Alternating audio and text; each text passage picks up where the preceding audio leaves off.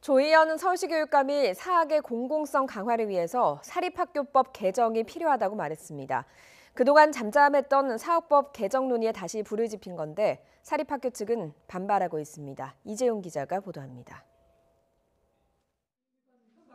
조희연 서울시 교육감은 현행 사립학교법을 사립대학과 초중고로 이원화하는 사학법 개정을 촉구했습니다.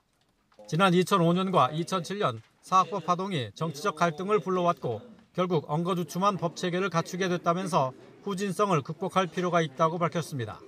사립학교를 둘러싼 도도한 시대적 변화가 있다 이렇게 생각을 합니다.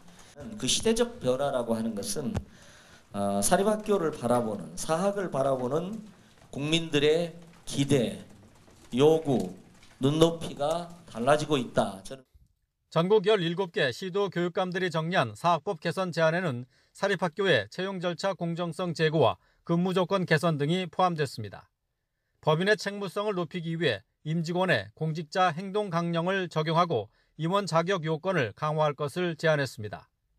이 밖에 사립학교의 인사위 설치 관련 법령의 정비와 학교 운영위원회의 실질적 기능 강화가 필요하다고 지적했습니다.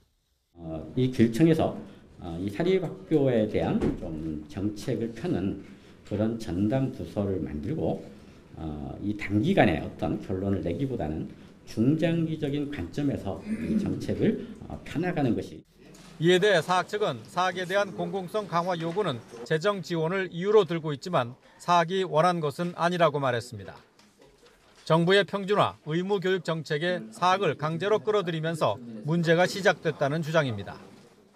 사립학교가 사립으로서의 어떤 자율성을 가지려면 학생들을 선발하고 수업료를 책정을 해서 그걸 받을 수가 있어야 되는데 평준화를 하고 의무교육을 함으로써 수업료를 통제했기 때문에 올해 고교 무상교육 실시를 시작으로 2021년 초중등 교육이 공교육 틀로 편입될 계획이어서 공공성 강화를 위한 법제도 정비는 미룰 수 없다는 목소리가 커지고 있습니다.